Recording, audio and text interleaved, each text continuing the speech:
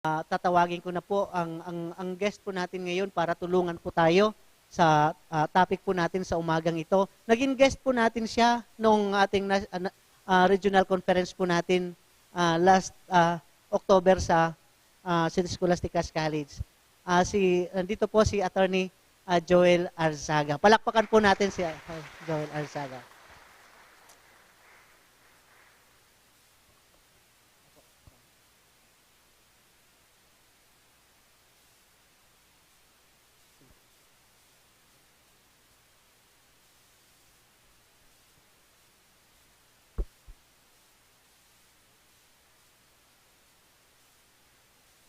Okay, so habang inaayos po ang computer, makikisuyo po kami, no? Pakisabihan po yung mga members po ninyo na yung schedule po natin ay na po ito, regular na po ito. Every Saturday, every third Saturday ng every other month. So May ang sunod natin Medyo yung iba kasi nagkaroon ng nagkalituhan kasi nagsimula kami ng first Saturday, January. So nakapag-schedule sila, kaya po ang ngayon, mga coordinators, maganda sana pati yung mga members natin na isama. Kaya lang, yun nga, ang naging problema natin, bukas kasi, fiesta ng ni St. Joseph. Kaya marami ngayon ang nag-organize ng mga mass wedding sa parokya. Okay? Sige. So, ayan, nandito na po si Attorney Joel. Excited tayo, no? Excited tayo matuto, no? Hindi tayo excited sa sasabihin niyang may divorce. Pero kailangan excited tayo kung paano tayo mai-empower, paano tayo tatayo, paano tayo makikipaglaban para po sa pamilya. Okay? Sige. So, ito na po. Okay na po. Okay. So, palakpakan po muli natin si Attorney Joel Arzaga. Thank you, Egay. Magandang umaga po sa inyong lahat. Good morning. Ako po si Joel Arzaga. It's very nice to see all of you. I see some familiar faces. Si Egay, I met him during the conference in St. Scholastica back in November of last year. And I'm very grateful for this opportunity that he gave us to talk about important things that will have real effects and concrete impact on your ministry as advocates for family and life. And also in our lives also as parents, as married couples, as sons, daughters. These things are quite crucial because it will have an impact, as I said, an impact on how family and life is regarded here in our country. So ako po ay from the Alliance for the Family Foundation Philippines Incorporated, or ALFI. We are an NGO that basically we hope to protect, defend, and preserve the values that we hold dear. In particular, we hope to be at the forefront of the battles to preserve and protect the human dignity, the right to life, and the sanctity of marriage and the sanctity of family life against everything that poses a threat to these values that we hold dear. So this may come in the form of proposed legislations, government programs, and government policies. Now, today we were asked to give an update, legislative updates on divorce and the SOGI bill. As Egay was saying a while ago, kayo po, just like us in ALFI, in the same way that we try to be at the forefront of fighting for family and life, you members of the Commission on Family and Life are also at the forefront, frontliners, advocates of family and life. And as such, I know that you are also entrusted with the formation of the formation in your parish. You're asked to give talks, you're asked to minister to them, you're asked to counsel. And we encounter issues that are becoming more and more complex issues with regard to divorce, and issues particularly with regard to gender identity, gender expression. And as advocates for family and life, it's good to be aware of the issues, to be knowledgeable of the real agenda behind these things, so that we will be able to answer questions that may be asked of us, and so that we will be able to better defend and protect family and life. And today we are facing a battle for, number one, the sanctity of marriage and family life, and then the sanctity of the human person, the truth about the human person and the dignity of the human person. And the battle lies in the arena of legislation, of proposed laws. Because today, as we speak, we have pending legislations which, number one, seek to institutionalize or to introduce into the Philippines the absolute divorce. And then number two, another bill that we will look into is the introduction of the SOGI or SOGI bill, or the Sexual Orientation, Gender Identity and Expression bill. So in our legislative updates today, this is our framework. First, we'll talk about where these particular bills are at in Congress. And then we will look at the common purposes of these bills. Why are these bills being pushed for by their proponents? Second, we will look at, we will look at the common features of these bills. Because if we look at the different bills side by side, the numerous divorce bills and the numerous SOGI bills, we will see that they are all more or less similar. And we have identified at least three salient provisions, important provisions that are common to all of these bills.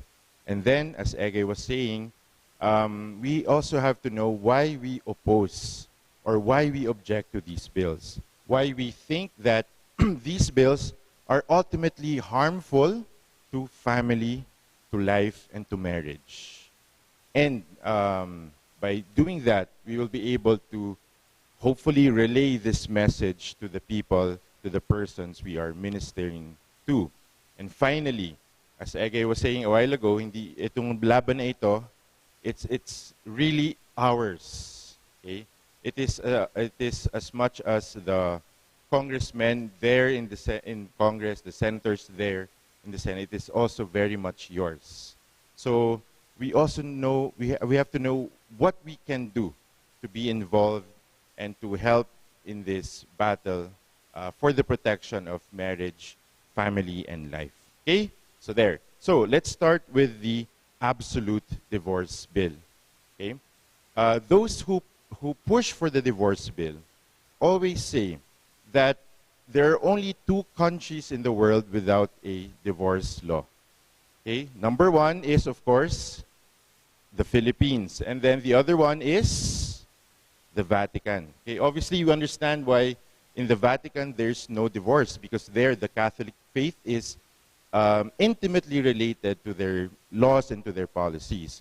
But here in the Philippines, have we ever wondered why until today we don't have a divorce law? Okay? What is it in our culture, in our history, or perhaps what is it in our laws that have ensured the absence of an absolute divorce bill until today? Okay? Now, the fact that the Philippines has no divorce law is actually being used by the proponents to push for the passage of the law. They say that the Philippines, we are so backwards. We are stuck in the Middle Ages because we have not allowed this divorce law in our country when all other countries in the world have this law. Okay? So, let's look at first the status of the divorce law in the Philippines in the 19th Congress in the House of Representatives. Today, there are at least 6 divorce bills that are pending in the House of Representatives. The principal authors of this are, number 1, Congressman Ed Selagman, Congressman Pantaleon Alvarez, and then we have party lists that also have their versions of the divorce bill. So we have Gabriela and we have Kabataan party list. These bills are now pending before the Committee on Population and Family Relations, which is chaired by Congressman Ian D. Okay? The last public hearing, and interestingly, the only public hearing that was held on divorce in the House of Representatives was last February 23, 2023. So you might be wondering, why is there a public hearing that is conducted in consideration of these bills? So the public hearing is a requirement of due process. Congress wants to hear both sides, those who are for a particular legislation and those who are against a particular legislation. Kami po sa ALFI, we were given the opportunity to attend the public hearing on divorce, and we were able to put on record our opposition against this bill. Now, the thing is, with divorce and with SOGI and with these similar bills that are harmful to family and life, those who are against these bills are always outnumbered. Like during that last hearing, probably those against divorce were came only from 2 or 3 groups, while those who are for divorce are 10, 15, from 10, 15 groups pushing for the legislation of divorce. So lagi po tayong kulang, okay? Konti po yung ma-attend sa mga public hearings na ito. So during that hearing, ALFI was present, and CBCP was also present, represented by Father Jerome Siciliano. Now, after all the position papers were heard, and this was done within the span of 3 hours, the principal author of the bill, Congressman Lagman, already moved that the bill be considered as passed in the committee, and then he moved that a technical working group be created to already incorporate the comments and to harmonize all the versions of the bill so that once there's a substitute bill, they can now pass it to the plenary for the debates. Okay? So in the House of Representatives, that is where the divorce bill is right now. It is now being deliberated upon by the technical working group. So what is the task of the technical working group? To harmonize the bills, to incorporate comments. But of course, the technical working group is headed by the principal author of the bill himself, Congressman Edsel Lagman. So if he is pushing for that bill, why would he incorporate comments that are adverse or are contrary to what he's pushing for? So realistically, we don't have a lot of hope in this committee. Okay, of course, Edsel Lagman, as he has done in the past, he's quite respected in Congress. He's quite respected by the groups that are pushing for divorce. For sure, he will use his influence and his stature in Congress to ensure that this is passed in the committee. Okay, but that should not worry us yet. Okay, because passing in the committee will not mean that it will pass in the plenary. In fact, the divorce bill has passed in the committee in previous Congresses. But thankfully, this has never passed after the plenary and has never been transmitted to the Senate. Okay? But still, as we will see later on, we have to still be alert and vigilant because we don't have the numbers in Congress, and that's the sad reality. There are more congressmen, there are more members of the House of Representatives who are not advocates of family and life. So there, a cause of concern for us. Now, there's also a counterpart bill of divorce in the Senate of the Philippines. And there are 3 divorce bills. The first divorce bill is authored and is pushed for by Senator Risa Hontiveros. In fact, Risa Hontiveros was, during the previous Congress, in the 18th Congress, she was the one who spearheaded the very first public hearing on divorce in the Senate back in 2019. The other 2 divorce bills are authored by Rafi Tulfo and Robin Hood Padilla. Okay? Now, it's with the Committee on Women, Family Relations, and Gender Equality, which is also chaired by Senator Risa Hontiveros. So just like the House of Representatives, we can already expect that Risa Hontiveros naturally will use her chairwomanship in the committee to ensure that this passes the committee. Okay? I don't think that in the previous Congress the divorce bill passed the committee level, but we'll see in this coming Congress. The first public hearing on the divorce bill will be on Tuesday, okay, in the Senate of the Philippines. Alfie will be there. We hope to be given the opportunity to present our objections. But again, as has been our experience in previous hearings, we know that we will be outnumbered. In the first hearing on divorce in the Senate, it was my first public hearing, the first public hearing that I attended. I was surprised by the number of people who are pushing for the divorce bill. And they always go as one. Their efforts are always concerted. Lagi silang buo, lagi silang united. They went to the Senate with placards, with uniforms. They were all wearing violet. And then they were all clamoring that the Philippines needs divorce because divorce is actually pro-marriage. Divorce is actually pro-family. And divorce is actually pro-woman. Because in divorce, we are protecting women who are victims of domestic abuse. And you see, the narrative of their story is quite compelling. Because when they would give their testimonies, yung mga babae umiiyak, yung mga lalaki umiiyak din. Sinasabi nila, niloko ako ng asawa ko habang ako ay OFW. Nagtatrabaho ako, pag uwi ko yung asawa ko, meron ng kasamang iba. Dapat payagan niyo yung divorce kasi na-violate yung aking pagkatao. Yung narrative nila is quite compelling. Okay? Because who will not commiserate with people who are suffering because of violence? Who will not commiserate to people who have been tawag dito, yung pinagtaksilan ng kanilang mga asawa. And if you see them, kung magkakasama sila, the media loves that. And in the news articles and in the news features that came after that, yun yung front line. Yun yung lagi nilang hina-highlight. That this is an issue of abuse and an issue of allowing people a second chance at happiness. A second chance to love again. Again, sinong may ayaw sa ganoon?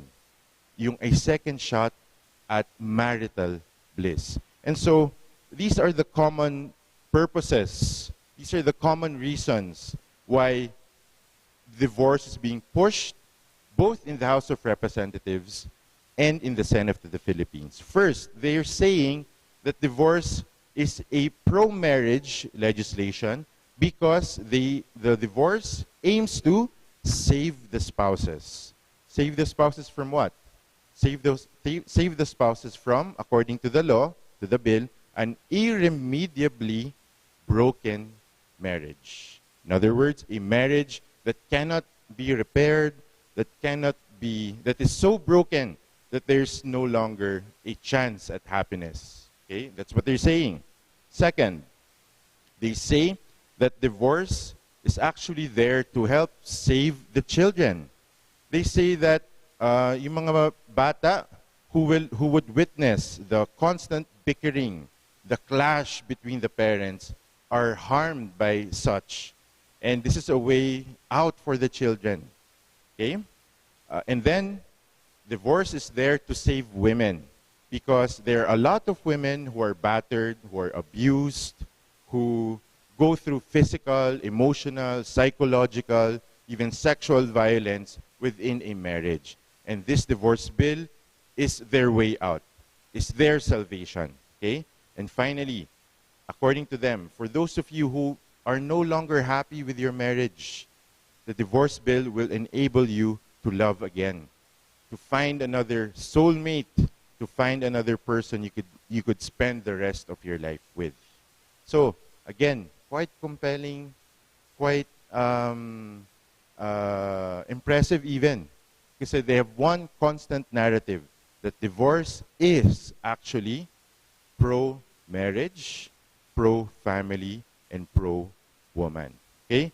And how do they seek to achieve this in the divorce bill? in the divorce bill, and this is common in both the versions in the House of Representatives and the Senate, the grounds for a divorce are comprehensive, almost all-encompassing. In our current laws po, we have what we call the Declaration of Nullity and Marriage, we have legal separation, we have psychological incapacity, and all of these legal mechanisms are there to address certain realities in a marriage. For example, if a person, if spouses got married and one of the spouses was a minor or did not have parental consent or did not have parental authority, then it would render the marriage voidable. Okay? And then when they bring it to the court can declare that marriage as annulled. Okay? Now, we also have legal separation for those na may violence sa marriage, where, for example, the husband is a habitual drunkard, so on and so forth. Legal separation allows for bed and board separation between the spouses. Okay? But the thing is, for legal separation, it will not sever the marital ties. They remain married, okay, but they are allowed for a certain period of time to live separately from each other. Okay? Now, all of those grounds under annulment, legal separation, and even the grounds under the Violence Against Women and Children, emotional abuse, psychological abuse, physical abuse, sexual abuse, are all included as grounds for divorce. Okay? Ganun kalawak, ganun kalaki yung sakop ng mga grounds for divorce. So before, if your marriage is only annullable, meaning it can be ratified, now the grounds will be available to be used for divorce. Before, all the grounds in legal separation will now be grounds for divorce. Kasama din dyan yung psychological incapacity, and then the grounds under vowsy. And then there are also certain versions of the bill na if a person obtains a divorce abroad, comes back to the Philippines, he or she can use the fact of the divorce from the other country as a ground for divorce here in the Philippines. And then there's also sexual reassignment as a ground for divorce, etc. But what I think is most concerning with regard to the grounds that will now be included in divorce is the ground of irreconcilable differences. Where do we hear this concept, or where have we encountered this concept? In the US. When we watch yung Hollywood news show, when we listen to the Hollywood stars who get divorced, this is more often than not the reason why they get divorces.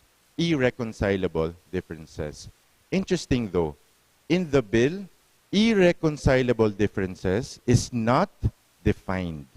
There's no definition for what irreconcilable differences is. What is the implication of that? So it is now up to the whim or up to the mercy or up to the will of the spouses. They can just decide, okay, we can't agree on who has to do the dishes every morning. We can't agree on sinong maglalak ng pinto bago matulog. That's an irreconcilable difference. Let's end this. Okay? Let's throw our commitment out of the door and let's go to the judge to have the judge declare our marriage as divorce. So this will ultimately leave the marital commitment at the mercy of the spouses and at the mercy of a judge. And you see, the reality is that judges are persons. Judges are, are also practical, pragmatic. Kung ako yung huwes, sabihin ko, kung ayaw niya nang magsama di ba? Bakit ko kayo pipilitin? So, there, I'll let you have the divorce. So, these irreconcilable differences is also open to many interpretations that really it could mean anything. Of course, the proponents of the bill will say, but in the bill, we will push for reconciliation. There are mechanisms for the spouses to talk. Okay? But if this bill becomes law, do you think that will be seriously followed? Okay? So there. And then lastly, so finally the divorce bills want the entire proceedings to be summary in nature. Meaning, sa mga lawyers po dito or may legal background, summary procedure meaning the technical rules of procedure, the technical rules of evidence will not be strictly followed. Why? Because the policy of the state in divorce is to make divorce accessible to all, to make divorce speedy and inexpensive. In other words, they want to make divorce easy for everyone, available for everyone. Summary procedure, big sabihin, kahit hindi na tayo magpresenta ng mga witnesses na expert na sinasabing, oh, talagang merong irreconcilable differences dito. Okay? Hindi na kailangang magpakita pa ng anumang mga dokumento na magpapatunay na talagang hindi na maisasalba ang kasal na iyon. Okay? Summary procedure because we want divorce immediately for all. Because again, why? Because it will save the spouses. Because it will save children. Because it will save women. And it will give everyone a second shot at happiness. And then finally, they will say, now divorce is not for everyone. Iyan para sa inyo. This is only available or this is only for those people who want to get a divorce. In fact, Risa Ontiveros was quoted as saying, you don't want a divorce, then don't get one. Okay? Yung sabi niya eh, it's just for those who badly need divorce. Okay, but the introduction of divorce in the Philippines, the mere presence of divorce in the Philippines will pose a grave threat to the institution of marriage and to the family. As we have seen in countries where divorce is present, divorce will lead ultimately to the disintegration of the family. Sabi nila, don't want a divorce, then don't get one. But the thing is, if this bill is passed, it will have the effect of redefining marriage, not just for those couples who are obtaining a divorce, but it will redefine marriage for all of us Filipinos. And in particular, it will strip marriage of its character of permanence. Okay? It will strip marriage of its character of permanence. Now, if there's a divorce, that permanent character of marriage is effectively eliminated. Why? Because at any time, couples can go to the court to have their marriage divorced. What happened to the inviolability of marriage? You see, our Constitution is quite clear in how it described or in how it characterized marriage. In the Constitution, marriage is defined or is described as an inviolable social institution. You see, the Constitution, hindi lang po ito isang legal document. This is also, in a way, an expression of who we are as a people, a manifestation of our history, of our culture, and also a blueprint of the kind of society that we want. So the fact that in our Constitution, we regard marriage as inviolable, it points to the reality that for us Filipinos, we see that marriage should have inviolability. Now it begs the question, what does inviolable mean? Okay?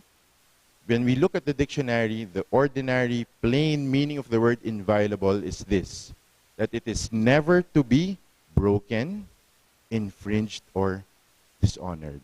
Never to be broken.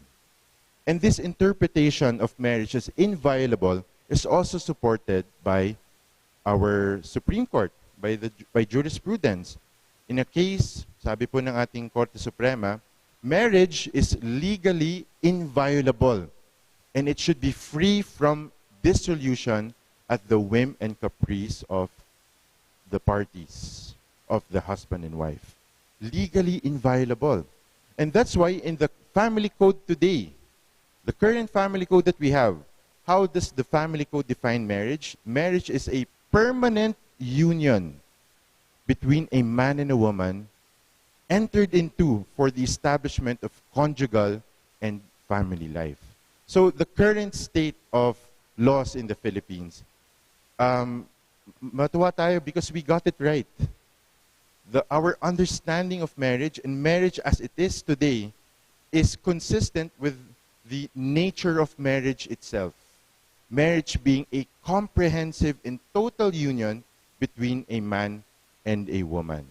And then that union is the basis of conjugal and family life. Now that union is made possible and is sustained precisely by the permanent character of marriage. Yung union po ng mag-asawa is sustained by the permanent character of marriage. And eventually, okay, that permanent union becomes the basis for the stability of the marriage, conjugal life, and stability of family life. You see, who benefits from the stability that is given by the permanence of marriage? First and foremost, the spouses. Because once a man and a woman is married, they are bound perpetually by their marital ties. Okay? And that gives them the assurance that they will have a husband to come home to, a wife to come home to, a husband to love them, to respect them, to serve them. Okay? I'm no theologian, but there's this a chastity speaker who says that the marriage is there to help further not just the happiness of the spouses, but more importantly, their holiness. So it is, for us Catholics, it is a vocation, it is a calling that will ultimately lead one to holiness. But it is not just for the spouses. As you advocates of family and life very well know, you are more experts in this area than I am. But that marital bond that leads to a stability is for the children. The stability of the children. The stability that helps contribute to their total development as individuals. Okay? And the mere presence of a divorce bill threatens that permanence, in fact, eliminates that permanence, and therefore jeopardizing and threatening also the stability of marriages and of families. Now, they say na tayo daw mga, one of the criticisms that they would give us is that you are fear-mongerers. Di naman totoo yan. That really doesn't happen. Okay? So ano yung proof ninyo that it will lead to the disintegration of marriages and family? What's our proof? We need only to look at countries where where divorce is available. For example, our idol, the US. Okay? In the US today, the divorce rate is at a whopping 50%, even to 60% this year, 2023. It means that every other marriage could end up in divorce. And they say na, okay, second shot at happiness. If you get married again, then all your problems are solved. Then you're in marital bliss. You're in marital heaven, okay? But the numbers show otherwise. Because in the US, the divorce rate for second marriages is even higher. The divorce rate for second marriages is at 60 to 70%. And it rises even for third marriages. And we have seen this happen in celebrities who are in their second, third, fourth, fifth marriages. So what happens now to that inviolability of marriage and the sanctity of marriage that our Constitution aims to protect? More importantly, what will happen to those who are primarily affected by a divorce, namely the children? Imagine the children will now be robbed of their certainty that they have a mother and a father that they can come home to. They will be robbed of the certainty that they have a happy family life. Okay? And this causes anxiety, and eventually, as we'll talk about later, to many problems, including depression, all the way into their adulthood. So imagine, if that happens in the Philippines, okay, saan tayo pupunta pag Pasko, pag Noche Buena, di ba? Mahirap pa naman sa Pilipinas, pag nagkahiwalay yung mag-asawa, di ba? The child will be forced to choose. Kanino ba ako kakampi? Kay nanay or kay tatay? We don't want any child to go through that. This will lead to deep wounds and painful memories for children, which have real effects on their lives. For example, okay, and this is backed up by studies upon studies, that those who are primarily affected by a divorce are the children. Okay? Children of divorce end up performing not as well in terms of academics, in terms of relationships, as compared to those children who did not experience the divorce of their parents.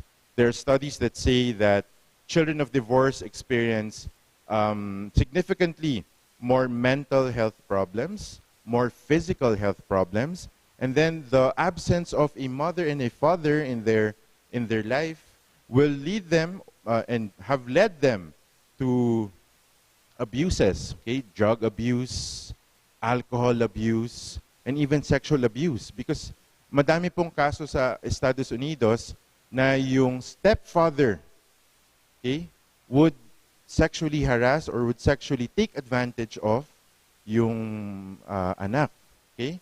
So causing real harm and real damage to the children. Now, they say also that 40% of those who are children of divorce ended up needing psychological help. And then what I think is also quite scary is that only 17% of children of divorce will keep in contact with the non-custodial parent. Meaning, kasi po pag nag-divorce, the court will decide on who gets custody of the children. And according to studies, only 17% of those children will keep in contact with the non-custodial parent. So kung napunta sila sa nanay, 17% lang daw sa kanila yung patuloy na makikipagkausap or will have continued relationships with their father.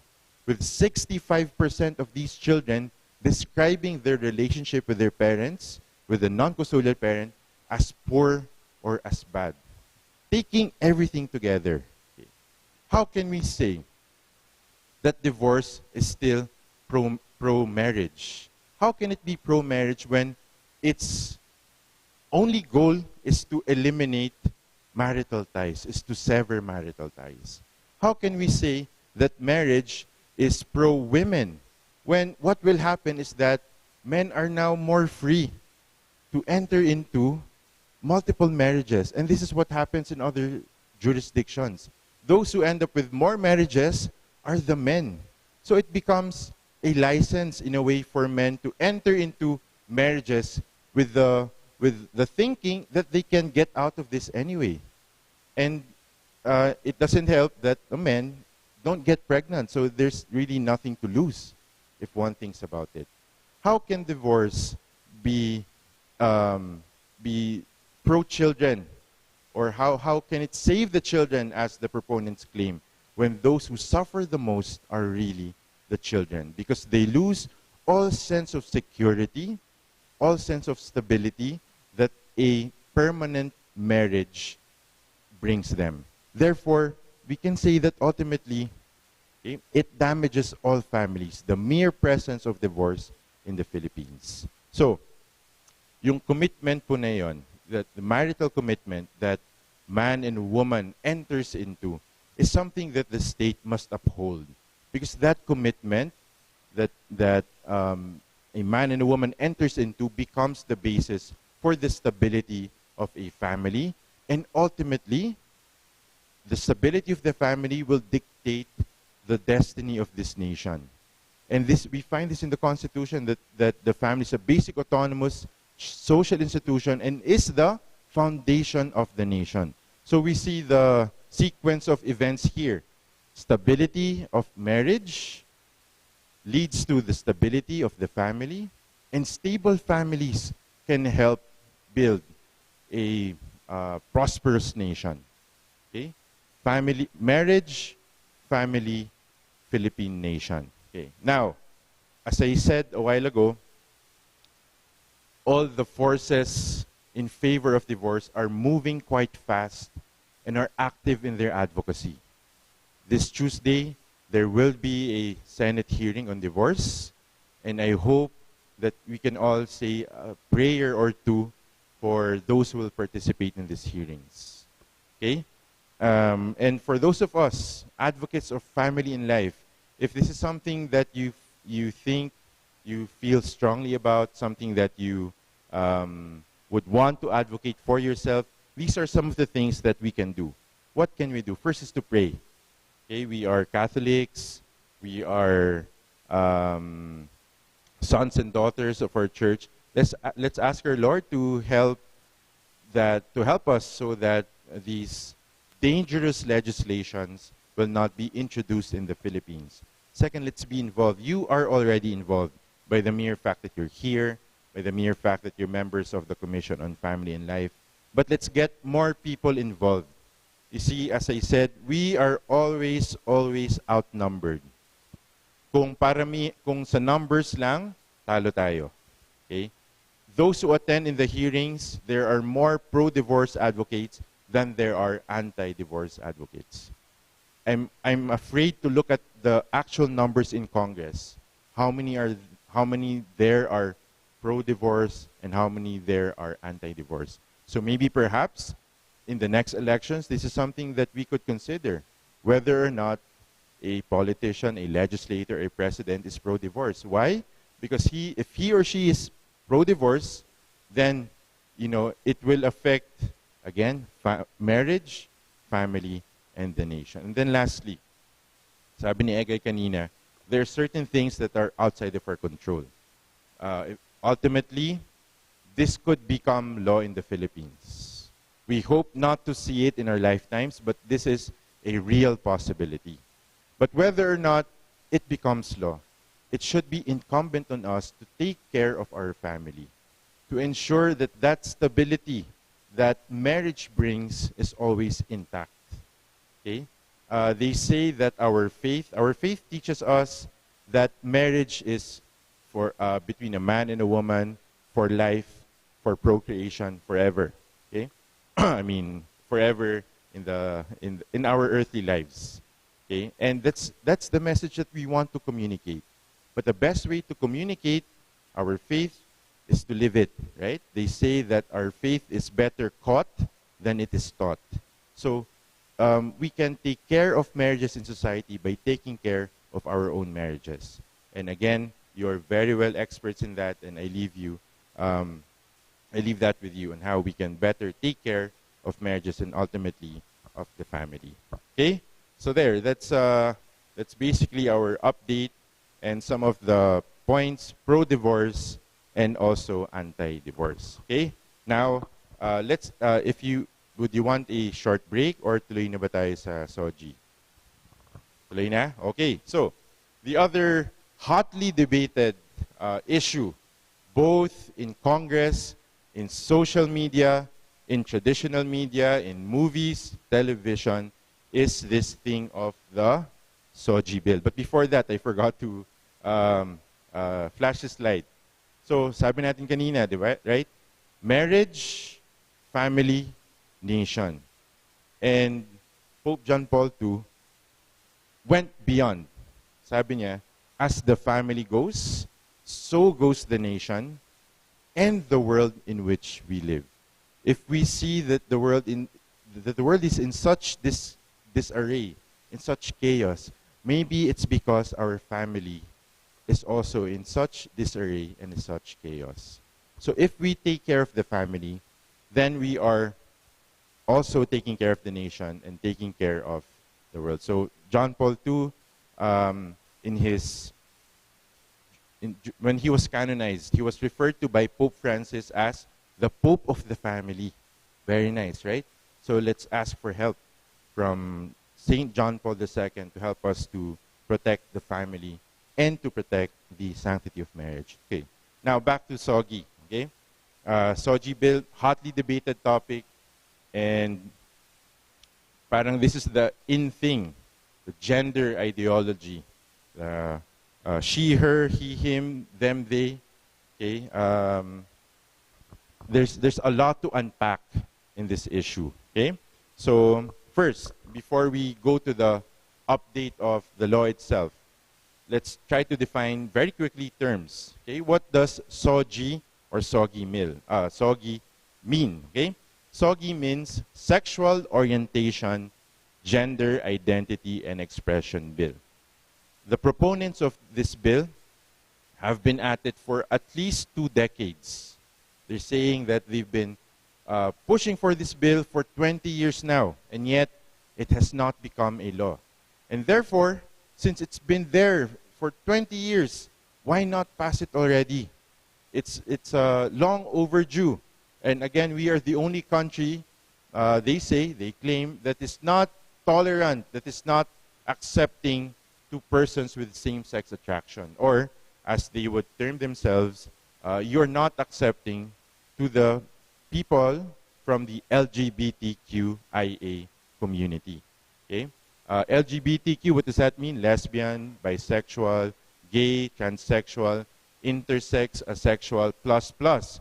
Because now there are a plethora of gender identities and expression. In fact, if a person wants to sign up on Facebook, they would have the option of 50 plus genders, from asexual, pansexual, transsexual, so on and so forth. Okay? And you might find this funny, but this is really the belief now, that there are as many genders as possible. There was a time I attended a gender sensitivity training, which was required, which is required for law schools. So the dean of our law school asked me to attend that gender sensitivity training just for us to get a feel of how these things go. And that's precisely what the message was, that gender is a spectrum. It's like the rainbow. That's why that's their logo, right? The rainbow colors. Because gender, according to them, is a spectrum. It can be from A to Z. It can be from 1 to an infinite number of gender identities and expression. And the main belief there is that gender is something that's fluid. It can change anytime. One day you're this, another day you're that, etc. And they say that if we don't accept this fluidity, then you're a bigot. Okay? Meaning you are close-minded. You hate them because you're not accepting them for who they are.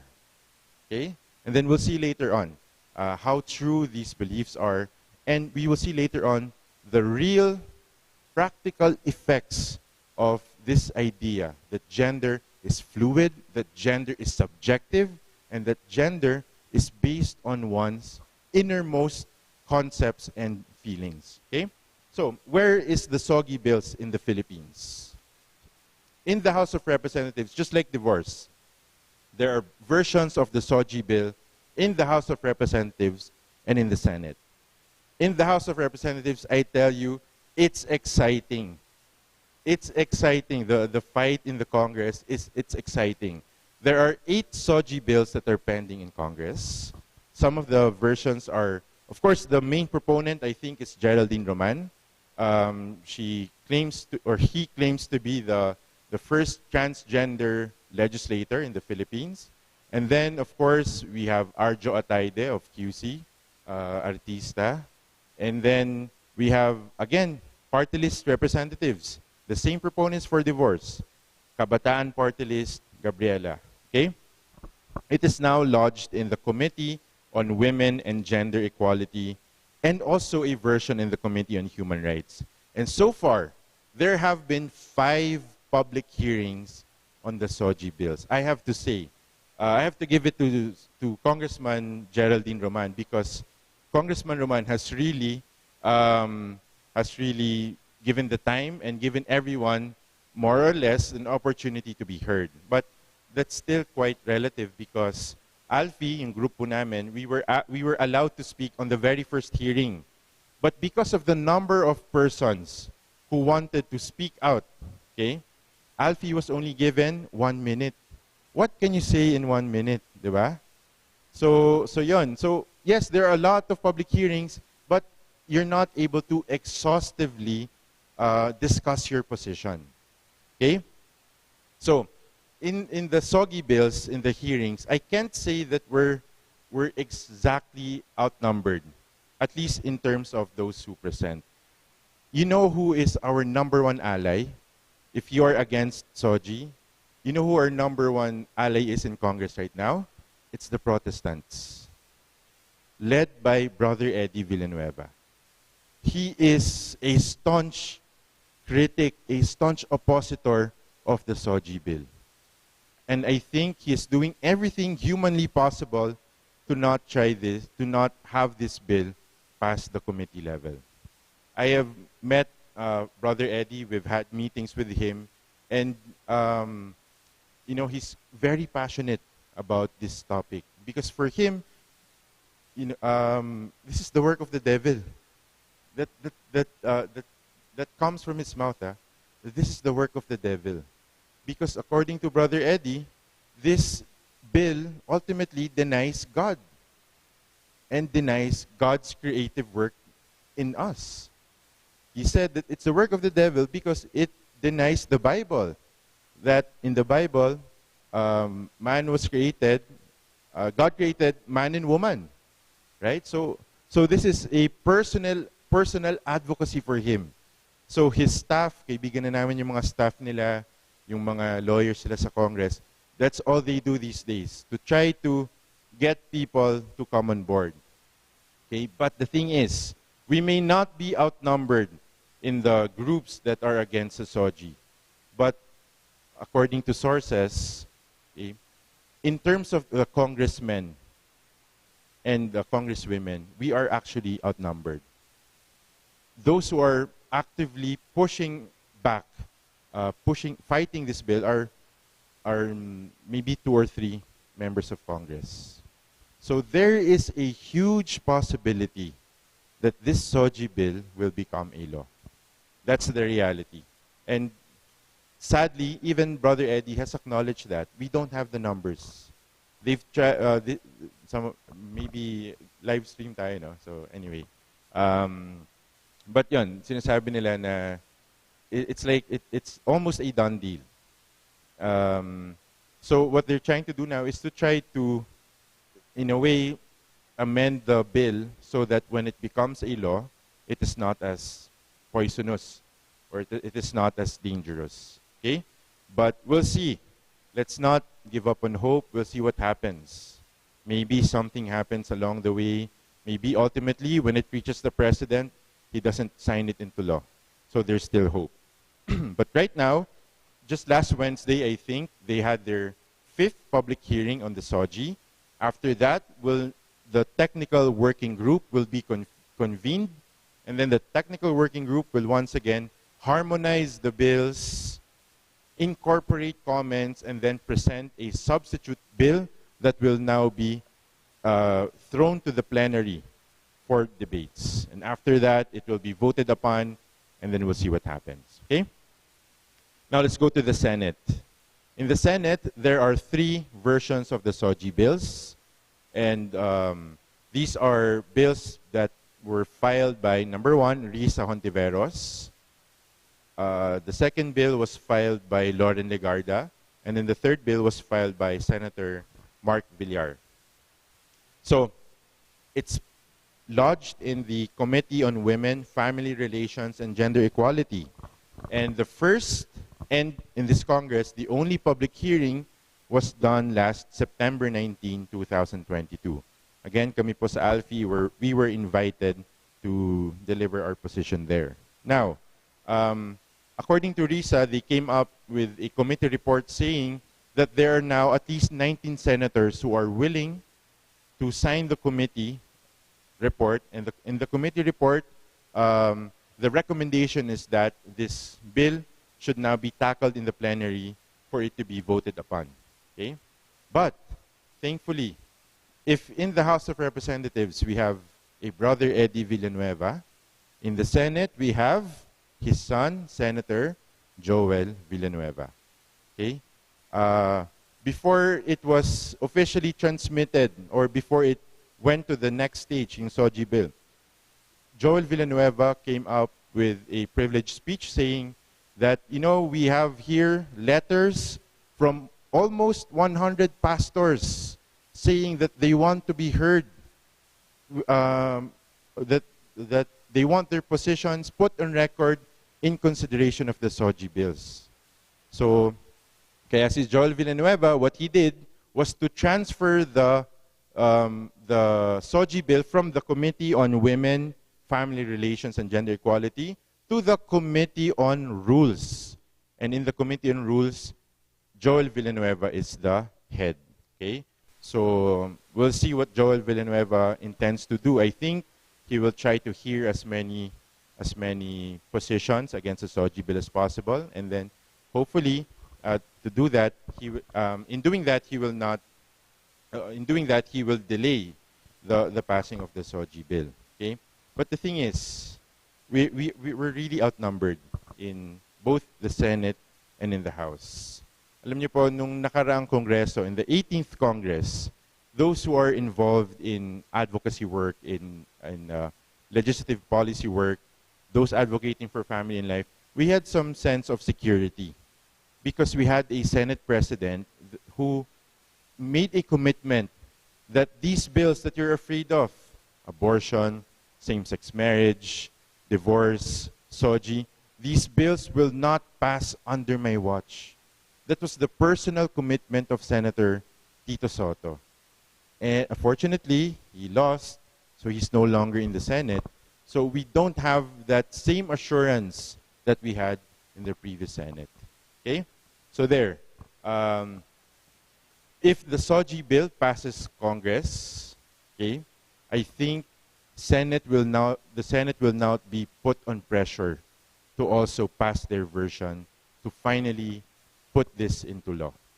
And again, just like the divorce bill, it could very well happen in the Philippines. So, now, we've seen where the divorce bills are in the House and in the Senate. Let's look at why they're pushing for this bill to begin with. Okay? Why Soji? Sexual orientation, gender identity, and expression. In the titles of the bills, sometimes we don't even see the term Soji. What they put there is that the bill is a comprehensive anti-discrimination bill. They say that this bill aims to curb or aims to remedy alleged discrimination that is done against persons of same-sex attraction.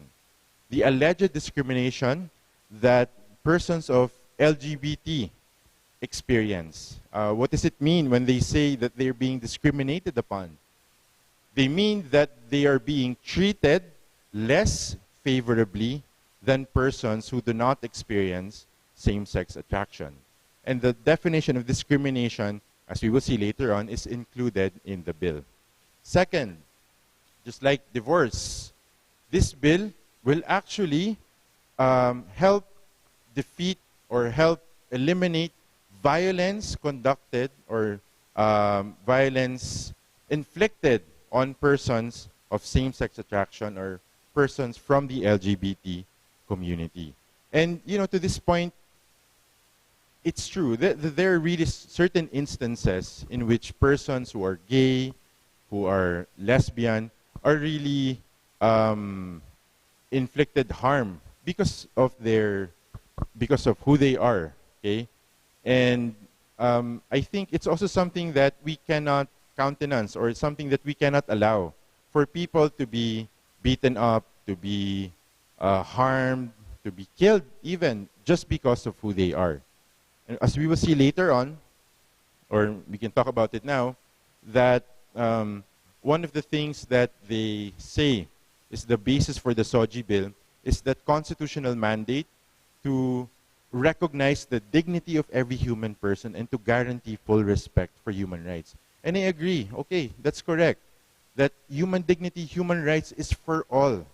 And we should be treated according to such dignity. And therefore, we cannot allow anything that threatens or that harms human dignity. But the thing is, there are already laws that cover violations of human dignity. If a person is inflicted harm, binugbog siya, ginulpi siya, or what have you, is there already a law that we can go to for that? The answer is yes. You have the revised penal code. The revised penal code of the Philippines does not discriminate if you're man, woman, LGBT, etc. It's available for all. It's a remedy that is accessible to all. If you felt that you were discriminated and then that you were offended, is there a law that can be used to remedy that? The answer is yes. The Civil Code of the Philippines, which allows for moral damages in certain cases. Okay, so we see that really this narrative, again, just like the divorce, it's a question of, it's a game of narratives. It's a game of stories. And here in the SOGI bill, the story is that this bill is necessary to eliminate discrimination, to eliminate violence, and then that this bill is pro-equality. Because they say that those persons who experience same-sex attraction, those who are from the LGBT, are treated less favorably, and then they do not have access to all other rights that persons without same-sex attraction experience. We want the same rights. Okay? That's what they clamor for. What rights are these? They say the right to own property. Do they have the right to own property? Yes. They say the right to what have you, okay? But one of the things that they clamor for is the right to marry, okay? We want the same rights as everyone else, and that should include the right to love, same as divorce. In divorce, the right to love again. In the SOGI, the right to love anyone. And that's why we say that the SOGI bill is really a precursor to the same-sex marriage law. Because if in the SOGI, we allow rights to be available to all persons, okay, then there's nothing that's stopping them to ask the state to already recognize their right to marry. But, okay, let's try to look at this argument. We want the right to marry. Do they already have the right to marry? In fact, yes. The right to marry, guaranteed by the Constitution, available under the Family Code, is for all persons. But the thing is, we cannot make our laws conform to what our convictions are. We have to follow what our laws have established for us. That marriage is between a man and a woman, and that it is permanent for life, for procreation. We cannot tailor fit laws and tailor fit marriage to our personal convictions. Okay? So yun po. So, what are some of the common features that we find in the SOGI bill? How do they intend to further their idea or their desire to eliminate alleged discrimination, alleged violence, and alleged inequality? First, they try to do this by institutionalizing certain definitions in the law. One of the definitions that I'm quite worried about is the definition of discrimination. Again, according to them, SOGI bill is an anti-discrimination act. So what is discrimination for them? In the bill, discrimination is defined as this: as any act of distinction, exclusion, restriction, or preference based on sex. Okay? If you make distinctions, if you exclude someone, if you restrict someone, or if you prefer someone because of their sex, that is discrimination. For example, you're a school, okay? you're an all-girls or all-boys school. Obviously, you have a preference based on sex.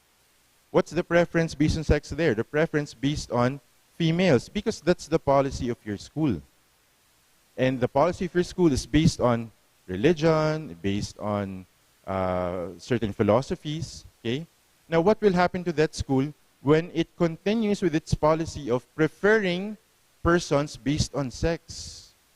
Right? Can a boy who now feels that he is trapped, sorry, see, I'm confused. Can a boy who identifies as a girl, okay, and applies for admission to that school and is denied because they will look at the birth certificate. What it says there is male. So obviously, you cannot come to our school. And therefore, they are effectively restricting him, excluding him based on sex. And that, according to the SOGI bill, is an act of discrimination. So the boy can now go to the courts. Excuse me, justices, judge, I was discriminated against on the basis of my sex. Because I, a boy, I identify as a girl, and I want to go to an all-girls school, but I was not allowed because of my biological sex. Therefore, discrimination. What will happen now is that those persons who implemented the policy, the priests, the administrators, the admissions office, they are guilty of a discriminatory practice. Okay? And because of that, what will happen is they can go to prison for 6 years, I think, and up, and pay a fine of at least 500,000 pesos. Just by the mere fact of implementing a policy which has the preference in favor of a particular sex in place. So, if you're the administrator of the school, we don't want the priests, we don't want the teachers, we don't want the admissions officers to all go to jail. So what will you do? You change your policy. Right? You change your policy. Okay, the all boys na tayo. Or co-ed na tayo. Or sige, tanggap na tayo lahat. What will happen now to that school's academic freedom? To that school's religious freedom? Right? So we see how this law is a coercive measure. It forces society to change and to accept a particular belief that gender is fluid, is subjective, and that a person can freely choose his or her gender, and that choice is binding on the state and must be respected by the state. Everyone should conform, otherwise what will happen? You are guilty of a discriminatory practice. You can go to jail or pay a fine. Okay? That's the first definition. The definition of discrimination as to include any distinction, exclusion, restriction, preference on the basis of sex. Second, a definition that they included in the bill is the definition of gender identity. Okay? According to them, gender identity is one's innermost concept or innermost feeling as to his or her identity. Dito na ho pumapasok yung the person's gender identity could be straight, non-binary, non-gender conforming, transsexual, pansexual, asexual, lesbian, gay, transsexual, etc. Why? What's the basis here? What's the determining factor according to the law? It's one's innermost concept or feeling. Okay? So whatever is one's convictions. And then that sexual identity, whatever it may be, will now be manifested through one's sexual expression, gender expression. So gender identity, innermost, gender expression. So, yun na, yung mga pananamit, okay, where you want to go to use the washroom, etc. So yun. So, They want to include that concept that in the SOGI bill, we will institutionalize in the Philippines the idea that one's gender identity depends on one's innermost concept, feelings, and convictions. But the thing is, it's quite subjective, as you will see later on. Okay? Next, another feature of the SOGI bills would be the inclusion of certain discriminatory practices. There are a lot, okay, of discriminatory practices. And again, I'd just like to highlight a few. First, yung kanina ang sinasabi natin, if a person is denied access to any of these sports, facilities, professions, schools, on the basis of sex, then that person is guilty of discrimination. Sports, kung ang lalaki, okay, identifies as a woman and now wants to compete in women's swimming events and then denied on the basis of sex, what happened there? A discriminatory practice. Okay? Facilities. Facilities include those facilities that are open to the public. Fitting rooms, dressing rooms, breastfeeding rooms, comfort rooms. Okay? If a person is denied access to that on the basis of sex or gender identity, gender expression, then that's considered a discriminatory act or discriminatory practice. Recently, we heard in the news, diba, yung transgender who went to a fitting room in Zara, just there in BGC 1 Bonifacio Mall, diba? And then they were saying na, sir, you're not allowed here kasi, you know, this is for women. Okay? Had the SOGI bill been already in effect at that time, the transgender person can now go to court to sue Zara because that person was denied access to a fitting room, to a facility open to the public on the basis of his or her gender identity, gender expression, sexual orientation. Okay? Later on, we'll see what about the other side of the coin. What about those women who are not comfortable knowing that, you know, she is half naked with someone of the opposite sex there?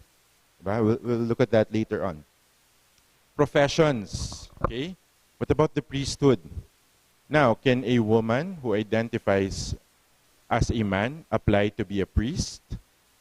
The proponents of the bill would say, you know, don't worry. In the bill, we have an exception for religious freedom.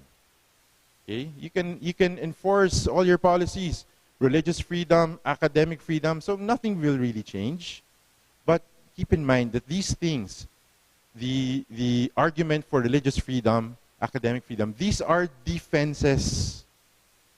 You have to prove that your policy is grounded on academic freedom and religious freedom before you're allowed by law to continue doing that. So that presupposes na ihahabla muna kayo, kakasuhan muna kayo, and then prove in court that your policy is covered by religious freedom.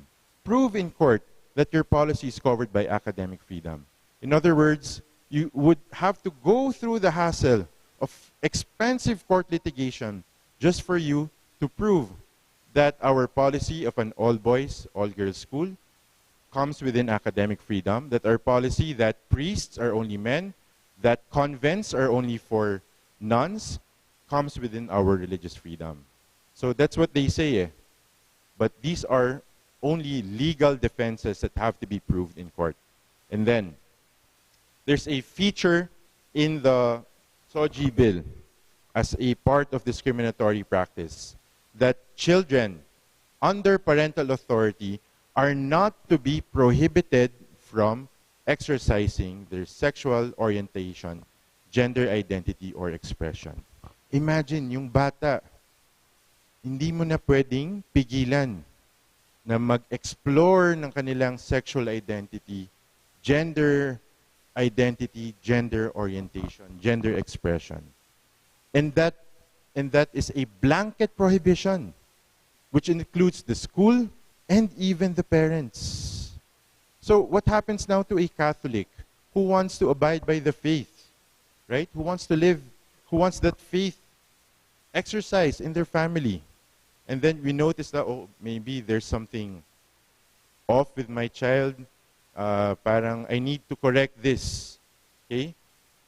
And then, sinabihan mo yung anak mo, oh, anak, maybe, that's not really proper what you're doing, ganyan, I don't know what. Nagkakagusto na siya sa isang, kung batang lalaki, nagkakagusto na siya sa isang batang lalaki, ganyan.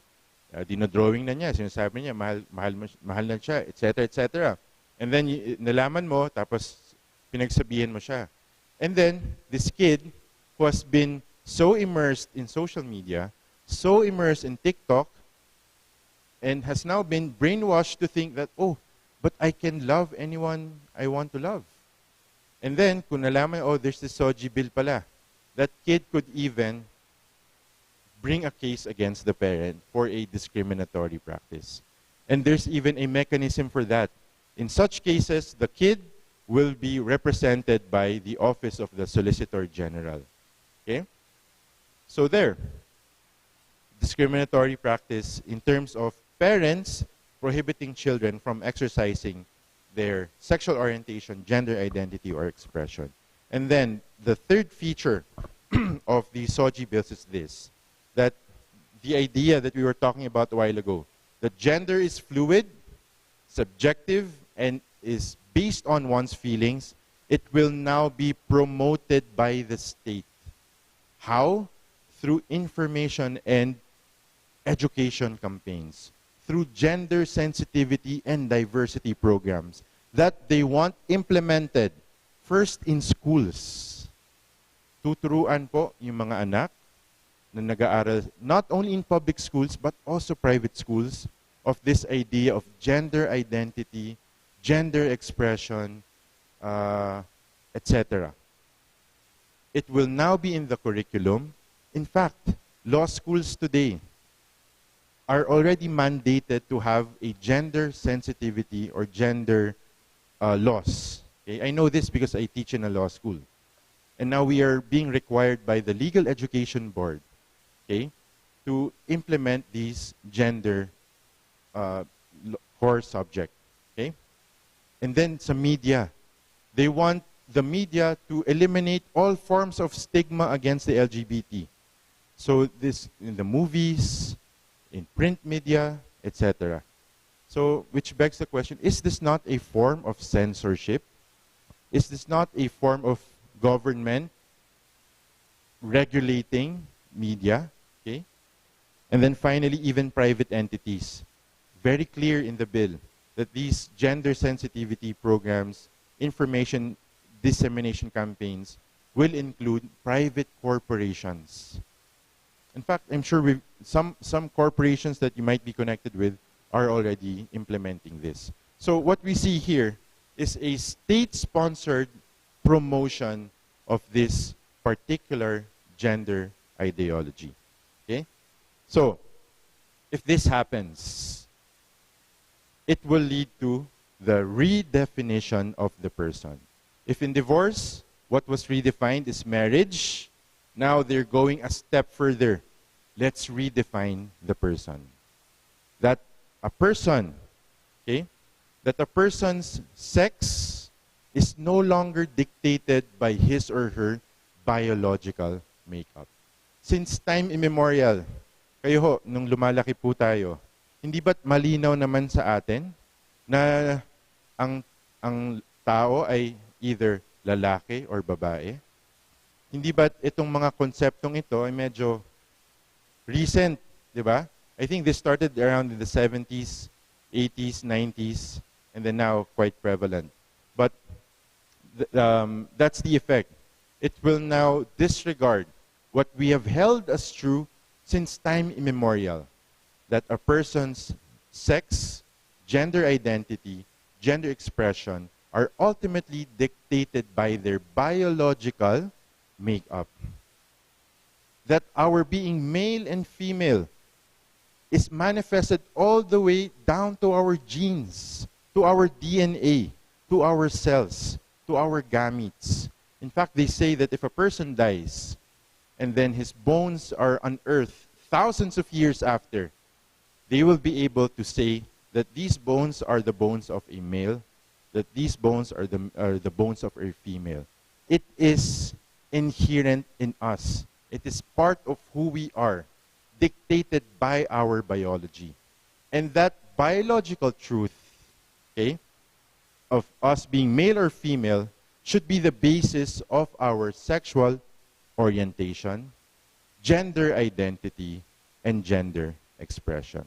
But now what's happening is that they are eliminating the connection between sexual biological makeup and sex and then gender. Hinihiwalay na po nila yan ngayon. For them, yes, your biological sex could be male or female, but iba na ho. Your gender identity could be whatever it is you want, as long as it conforms with your innermost concept, idea of your identity. Okay? So, what are some of the objectionable things about the SOGI bill? First, I think is that the state-sponsored promotion of gender ideology. And this promotion of this gender ideology has no regard or does not take into consideration a person's freedom of conscience. What if, in good faith, you really believe that there are really just two genders, two sexes, male and female? Why should the state impose this particular idea on you? You see, the thing is, yung definition nila of what a discriminatory practice, this will eventually form conduct or affect conduct. Okay? It will dictate human conduct. For example, if there's a law that penalizes distracted driving, okay? Anong gagawin ng mga drivers? Hindi ba mag-iingat sila, hindi na sila magte-text habang nagde-drive, okay? Or the seatbelt law. Ba, nagsi-seatbelt tayo because a law dictates that. So, we see how in society, laws are able to dictate human conduct. And once conduct is dictated, eventually, it will turn into culture. It will grow into culture, and then society will ultimately be dictated by that culture. So here in the SOGI bill, our conduct will now, if this is passed into law, we will now be regulated by that conduct. That gender identity is fluid, and therefore we must respect, otherwise we are guilty of discriminatory practice. And then years down the road, we will see a tsunami of this gender ideology, and everyone will just conform, okay? Because that's the effect of law. It regulates human conduct. Okay, so that's for me is the number one thing that's objectionable: the fact that it furthers a particular gender ideology. Second, it violates rights, as we have seen a while ago. First, it violates religious freedom and freedom of conscience. What if your faith tells you that there's no such thing as fluidity in gender? What if your academic formation has taught you that there's no such thing as a gender spectrum? What will happen to that? Okay? Now you'll be forced to change, to go against your conscience. Otherwise, you may be found liable under the SOGI bill. Second, the right to privacy. Okay? Those women in the comfort rooms, those women in the breastfeeding rooms, the dormitories, what about their right to be secure in themselves, that there's no person there of a different gender? Okay? Now they say, why are you so fixated with washrooms? Sabi nila sa mga hearings, why are you so obsessed with comfort rooms? Okay? We are obsessed. We are fixated because we have seen violations against persons committed in other states, in other jurisdictions, where all of these things are prevalent.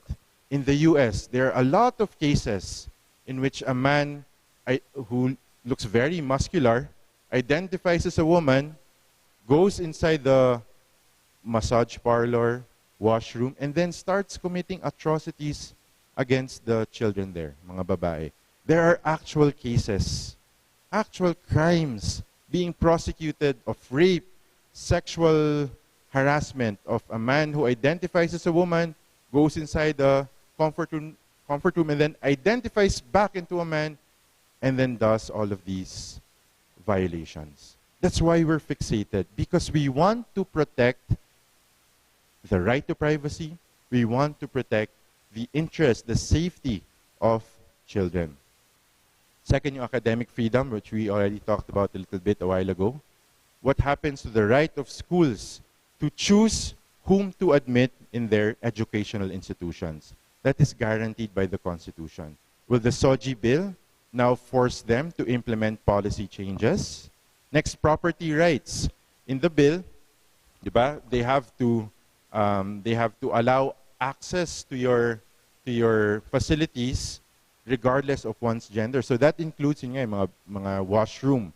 So now, as a corporation, you will now be forced to shell out money to build a gender-neutral washroom. Okay? Or to designate one of the rooms to be a gender-neutral washroom. What happens to your right to property, to use your property according to how you want to use your property, according to your religious convictions, to your philosophical beliefs? Now you are coerced by this bill to comply. Otherwise, what will happen? Imprisonment, fine, or both. Lastly, yung parental authority. You see, parental authority under the Constitution is a natural and primary right of parents. And it is within the parents' duty to guide, to hone, to form their children, especially in matters as delicate as sexual morality. And what the bill wants to do is to take that parental authority away from you and to let the children be. Okay? And then they say, be who you want to be, love who you want to love. But you see, love is not inconsistent with the truth. If we love a person, we want to give them the truth, particularly the children. If we love our children, we want to give them the truth about the human person, the truth about human sexuality, the truth about human dignity. And the SOGI bill unduly restricts our authority to exercise our parental rights. And finally, yun nga, it ultimately denies the truth about the human person. As Brother Eddie would always say, this is an anti-God legislation because that's what it does. Ultimately, we try to look at this from a theological point of view. It denies God's creative power. In fact, Pope Francis spoke about this recently. He said that one of the most dangerous ideologies that we have today is the gender ideology because it blurs and eliminates the difference between a man and a woman. Okay? So there, it denies the truth about the human person. And just for you to know, yung si Brother Eddie, he works with many other Protestant bishops, and they're quite active. To be honest, nakakaingit po yung mga Protestants because they are working as one against the SOGI bill. 2 months ago, or maybe a month ago, according to them, all of the Protestant churches in the Philippines, the different denominations, CCF, Victory, JIL, etc., all of these Episcopal bishops came together. They had a meeting to discuss the dangers of this bill and to discuss how they could help in trying to fight this. Sabi nung isa sa mga Protestant pastors, you know, these pastors normally don't agree on anything, but they agreed that this bill will cause harm on Philippine society.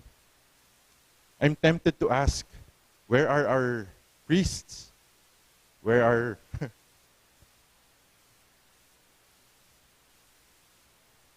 So yun. Nakakaingit. So, what can we do? Again, just like in divorce,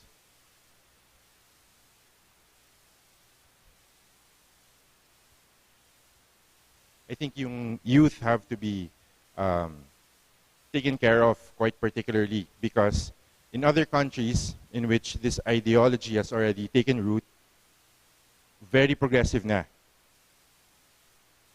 Some children, because yung sa parental authority, no, some children are now going to medical interventions to get puberty blockers para hindi mag-develop yung kanilang testosterone if they're a male or yung estrogen nila if they're female para lumabas yung gusto nilang mangyari.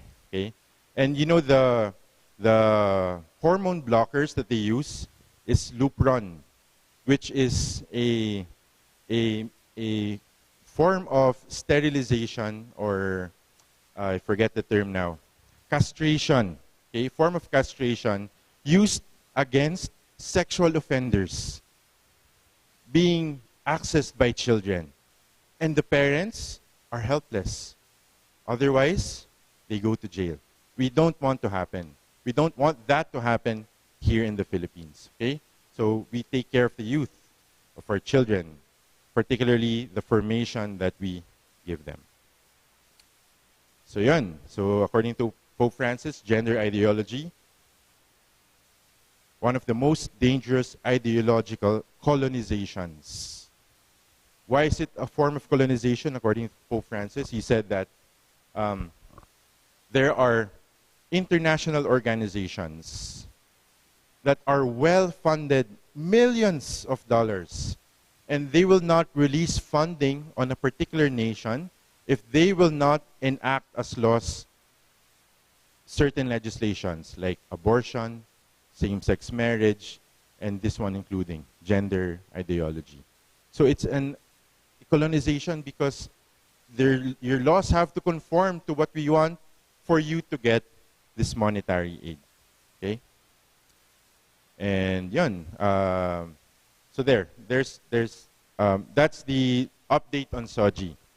It's quite difficult, a topic, because, you know, we all have persons close to our hearts who are persons with same-sex attraction. We know of persons from the LGBTQ community. And of course, we love them, right? Pope Francis talks about this, that we have to accompany them.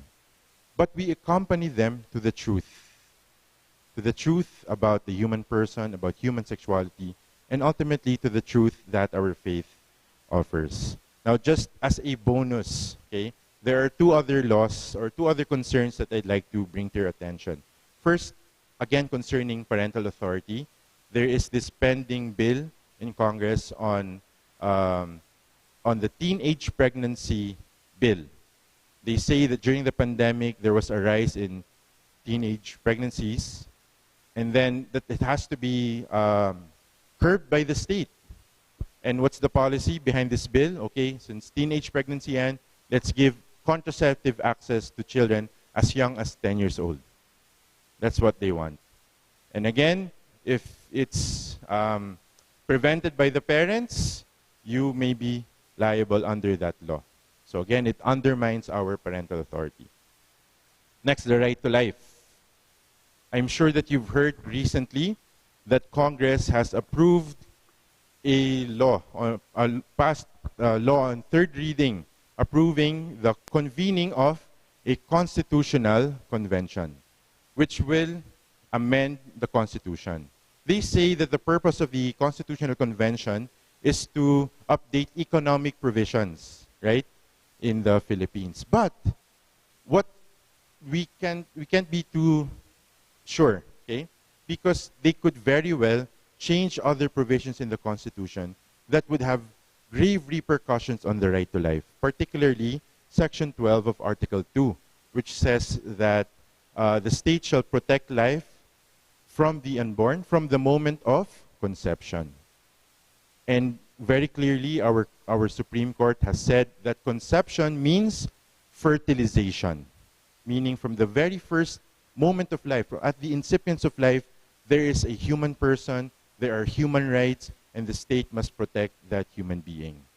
let's be vigilant, because they could very well delete that provision from the Constitution, which now opens up possibilities of abortion.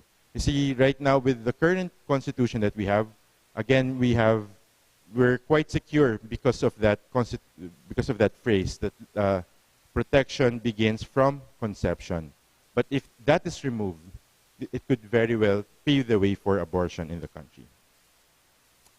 Finally, let's ask the help of the Holy Family, and we end with a prayer. In the name of the Father, the Son, and the Holy Spirit. Amen.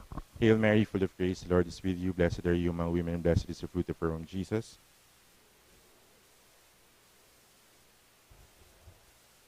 Saint John Paul II, pray for us. In the name of the Father, the Son, and the Holy Spirit. Amen.